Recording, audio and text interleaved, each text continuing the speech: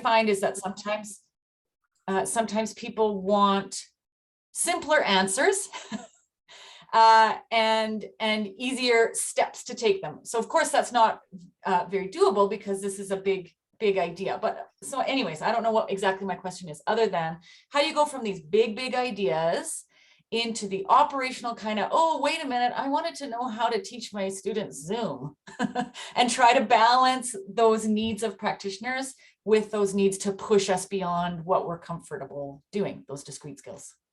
I hope that made sense. Well, my first response is, and yes, it makes sense. I'm going to just respond quickly and then turn it back over to Allison. But if we look at the asset-based approach part, some of our learners know these discrete skills. So taking the discrete skills aspect of it and applying it to the asset-based approach is one tool. Peer-to-peer learning in a course where you have learners doing a task, let the learner who knows how to do it teach the peer, and then you're incorporating asset-based learning and discrete skills at the same time. It can be reflected in so many ways. But Allison, go ahead. I'll let you go because I could talk about this for a long time. Yeah, and I think I'm excited to see what my colleagues create for this next step in developing the those how-to resources. Monica, that's what's coming next. But when I think about developing digital resilience, I think of it's really changing, and I know this is theory, but changing the role of the teacher from a teacher to a facilitator of a space in which people experiment and learn digital skills by trying and doing things.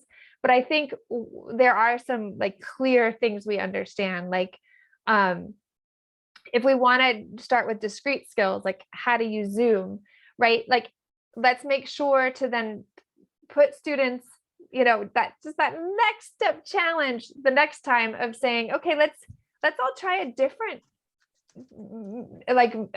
video conferencing technology. Let's all try, Skype, or like ones that are free, like Blue Button. Like let's all try that. And as a goal, we're going to talk about our fears. We're going to talk about how this might be different.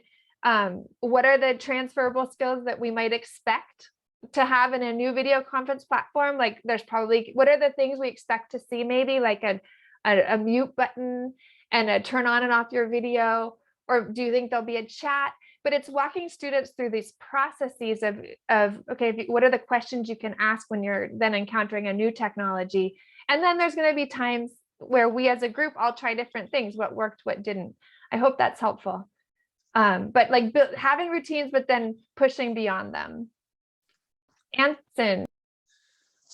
Yeah, I have a few things to share. Thank you. Good discussion. Little context, Anson Green. I work at Tyson Foods, but I do the adult education for our frontline workers, most of whom are immigrants and refugees at very low levels. Many of them like 12% non-literate in their own language. So real low level. And we have some goals of helping them log in so they can do Burlington English and things like that.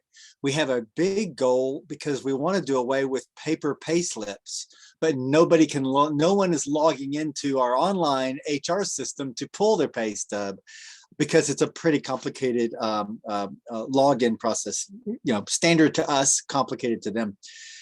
Here are some things, so we have a huge program we're about to roll out to pilot some ideas, but on this asset focus thing, here's some things that, at these low levels, we're finding success in.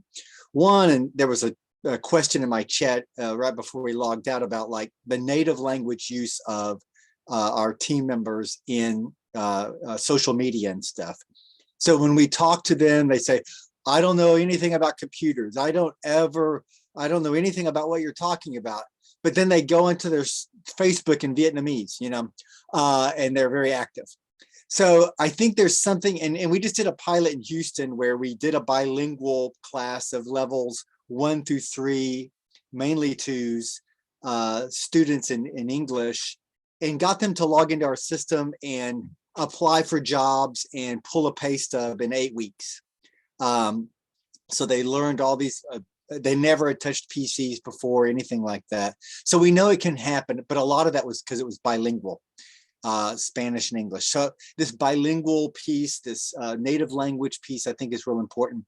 The other thing, we of course are super worried, as anybody would be, about security online. You know, it's a kind of a very critical element that often doesn't get talked about enough, I think, in adult education, because you unlock like the internet and you're unlocking like lots of potential problems with security for your own life.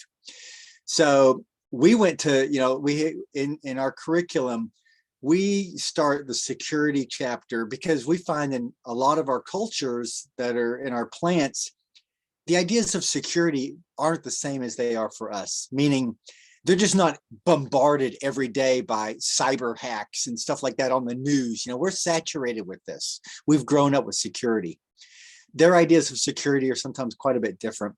So that whole unit, I love the curriculum developers on it because they begin with things like the car key as a concept of security, or your keypad to get into your gate at your apartment, or if they're banked, you know, the gas pump where they put in, you know, an ATM machine, their child's cafeteria code to put money on their cafeteria, you know. So I think this idea of like building on what they know is so critical at these low levels for complicated concepts, two-factor authentication or security, you know. And I think sometimes we just start at such a more advanced position because we're coming from our position, which is super advanced, and we're kind of back it down, but we really could rethink maybe even going further back in some of those perceptions.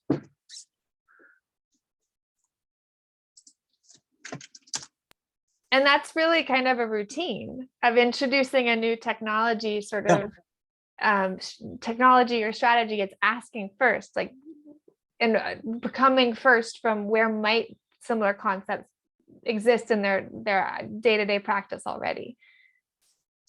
I saw the one comment in there from Adam about, you know, having students like not feel like they're going to break the computer. Now, when I used to teach this, I would have my students, I would ask them, I said, hey, just hit the keyboard, hit it. Just hit it with your hand, you know, knowing that they're probably not going to do anything to it. They're not going to pound it. They're going to hit it still soft, but it allowed them to see like the whole thing isn't just going to immolate in front of them or something, you know. But we've all been there with the learner that won't touch the mouse, you know, because they think it's rabbit or something, you know. It's like, I'm joking, but you know what I mean? Like sometimes you have to really break that barrier down.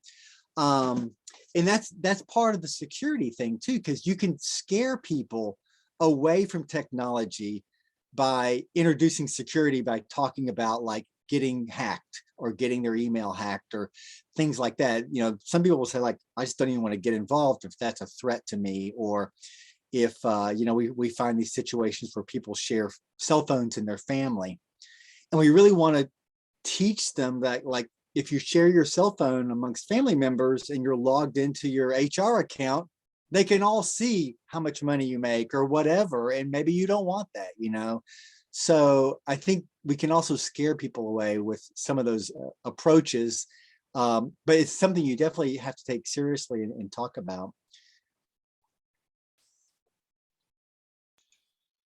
Are there any other questions?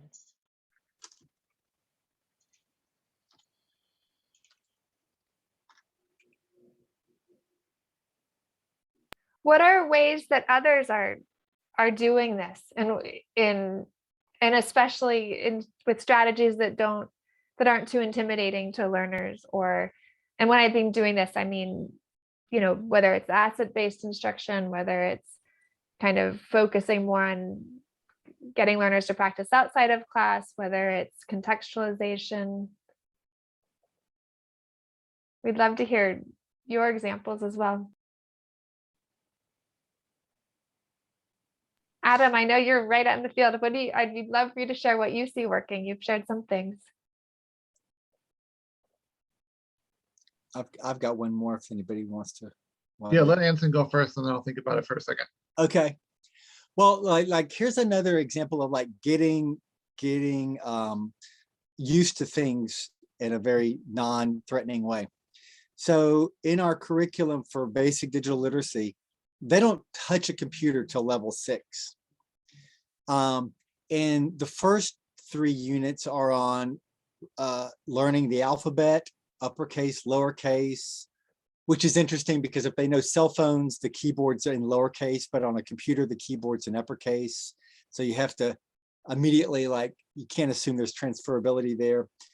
But we use worksheets that are the keyboard of a PC, and they're different a little bit, but by and large, they're the same. And it's a handout. And so the first handouts just show the letters. The second ones just show the numbers, the symbols, because the keyboard is so overwhelming with everything that's on it that we want to teach the fact that there's only a few keys you really have to worry about for a password. And it's not all these other ones that nobody knows what half of them do sometimes, you know? But it's deconstructing the complexity. And then we do things like to make a $sign, the exercises like color in the shift key and the number 4. So they're not even touching a keyboard, but it gets them used to the geography of the keyboard, to say, you know? And we find that that's kind of very just non-threatening and all that. And then when you get a keyboard, they understand the geography of it. And then as soon as they pound on it a few times, they realize it's not going to blow up, and they're good to go, you know, for more complex learning. But Adam, you got something? I want to respond to that really quickly because Yeah. I think there's this tension between, like, in workplace instruction, you know, they're going to come back the next time, right? I wonder in some of our other classes, we need to show value really quickly. Yeah. And so getting them on the computer, even if it's something really simple that they see the value of, you know, type in your hometown and Google and see an image of it and get really excited by that and share that with a peer. So I think that's a really, you're bringing up a really interesting tension of like the scaffolding of all the comfort and wanting to show the power of technology quickly so people get excited and come back, especially when in situations where they have to choose to come back, but without scaring them. Okay, Adam. Hi guys, I'm a teacher. I teach digital literacy skills every day for one hour class online to English language learners, CCR, S level B, and mostly level B, a couple level Cs, if that's helpful for you guys. Well, my learners, what Allison just said, love the power of technology. If they can see how it benefits them, it grows their skill set. However, I just want to piggyback on something that Allison just said, which is someone else expressed in the chat. A couple people expressed in the chat, which is the fear of breaking things. And I have found that fear, I'm going to be honest with you, I found that fear more in my educator colleagues than my learners. And I think we do have to spend some time, like Arish, and if I'm saying your name wrong, please forgive me. Arish put in the chat. We do need to like start by acknowledging that. I think for many people, like acknowledging you have a problem is the first step to solving it. And so that's something I do with my students every day.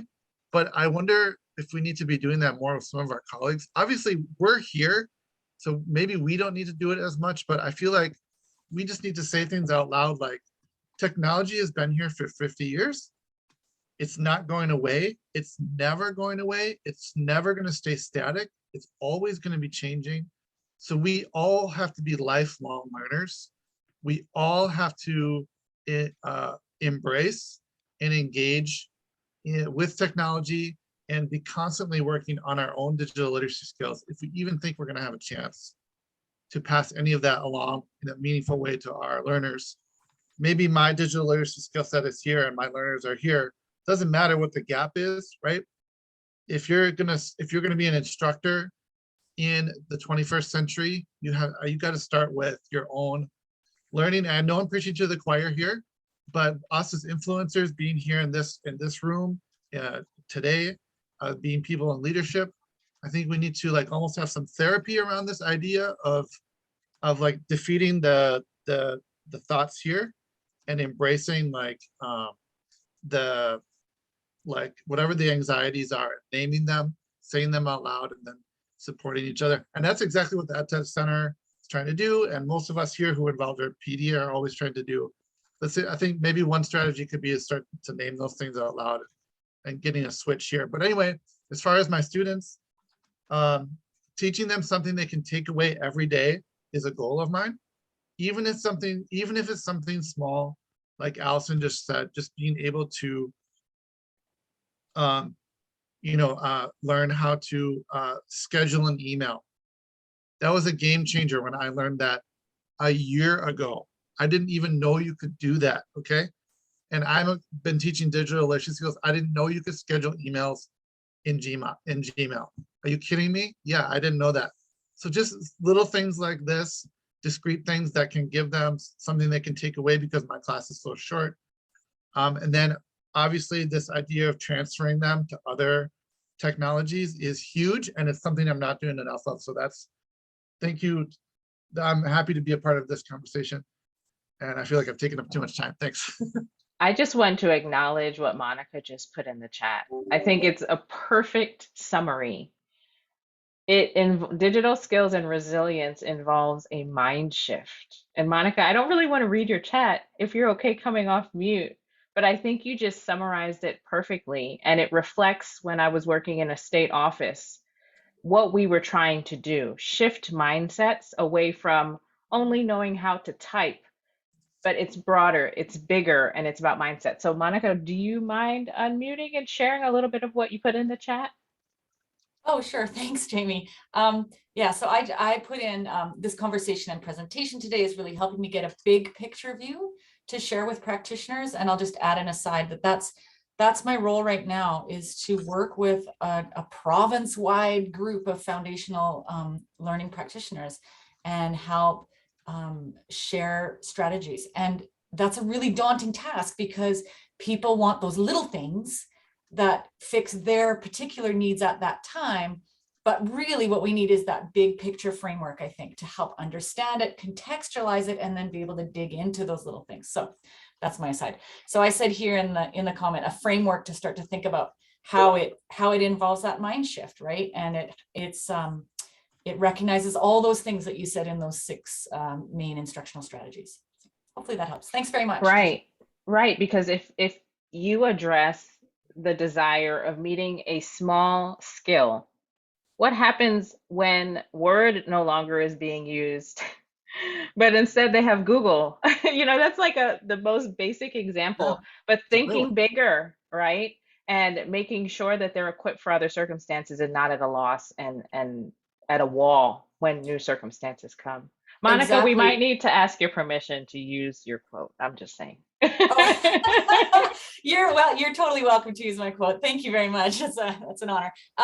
But yeah, I think you're totally right. And I think it's always important for us to remember that when we talk about, like, the words that we use in this area in my part of the world is learners. We don't really use the word students, but when we talk about these learners, I think it's all adult learners, and that includes the practitioners who are scared to do it and worried and nervous and want those answers.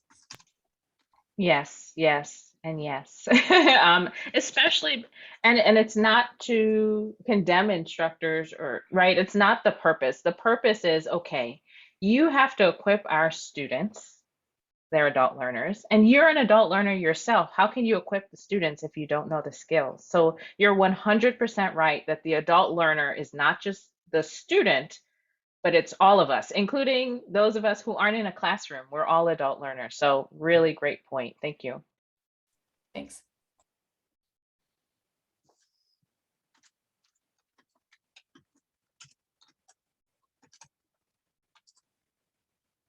Do any of you, I think this idea of the routines or the smaller steps of how to teach digital resilience, shift from just teaching discrete digital skills to teaching digital resilience and this self-efficacy. And do you guys have any other kind of concrete ideas of how you're doing that, or kind of how we could help instructors build that into lesson planning? Bridget, did you have an idea? Yeah, so I just find that if we make it relevant to the students' lives. So for example, the first thing I do with new students is find out what careers they're interested in. Do they have a career path? Maybe we need to do interest inventories and some career exploration. And then I can use examples that relate to that. So both in the context of what they need to learn, as well as doing that through digital literacy skills. And I've just always say they're not digital skills are not going away. They're just getting more embedded in absolutely every single job. And so, so I will talk about spreadsheets, and we'll talk about how to use that. So I had a landscaper who's like, oh, you mean when I do estimates, I can have a formula in here and just plug in some values to get my estimate. And then the caterer that was also in there was like, oh, this is going to make my life so much easier. It's finding how it's useful to them, not just for the class, but to make their lives easier. Because isn't that what digital, technology is all about, is making our lives easier. So, and I really feel that gets missed when sharing it with the field, that we have a lot of teachers that just work, well, all of our teachers just work part-time. And a lot of them are older, and their technical skills are not good themselves, or digital skills, and they're reluctant, very reluctant. And like what Adam was saying, that, getting them on board, but instead of making it so that everything looks harder for them, showing them how it makes their job easier, I think is a better approach. So that's it. Yeah, and I think I just put it in chat, but we're all reluctant with certain technologies, right? And sort of, I don't know, we all do this as adult educators, but sharing our own weaknesses and laughing about it, and, making that environment of, like you say, of a safety, and sharing those fears and also things about our lives, so that we can learn as teachers what people care the most about. That's really helpful, Bridget. Anyone else?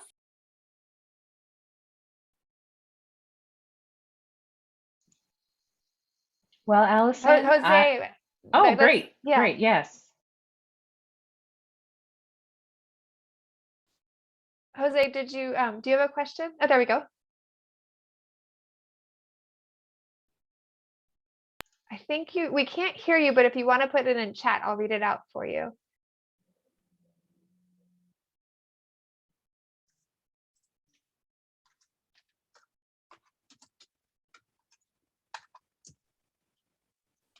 Can you hear me now? Yes. Oh, Good digital resilience. it went into a different stereo mix. I don't know why, but okay, working.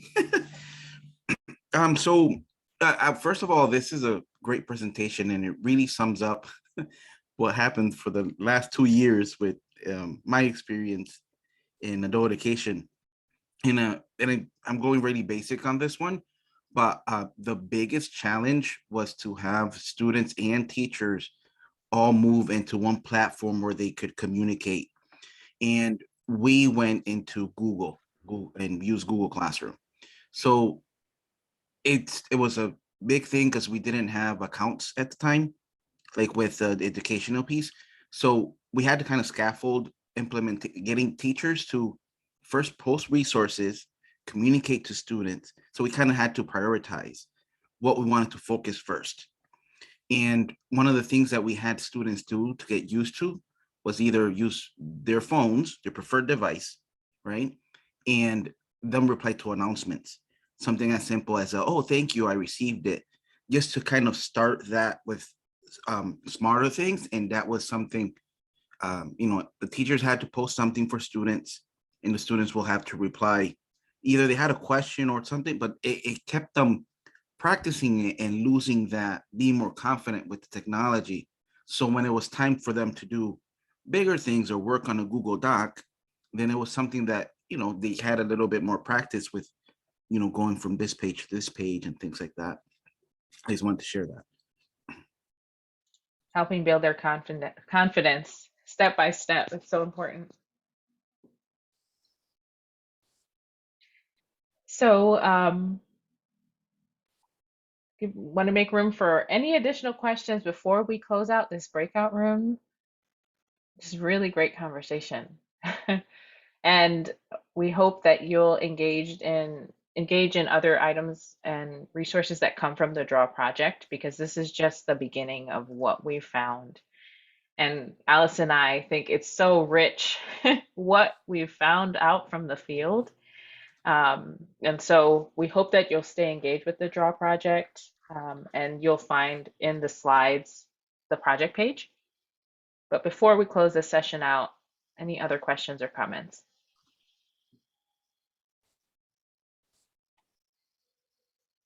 Okay. Have a I just wonderful want to week. acknowledge there was a lot of conversation with Arij about, making email relevant, and just how he sort of made it the tool of communication, or how Jose did that as well. It's just authentic practice. That's like modeling what happens. And so, really great. And one last thing, Linda, we'll email you about Zoom, and let's continue how to make that web conferencing available to learners, because there are ways. We could send you some links. But thank you all. All right, great. Thank you so much. Have a great Arij is weekend. a female, so sorry about that. Catching that. Okay, have a good one. Bye, everyone.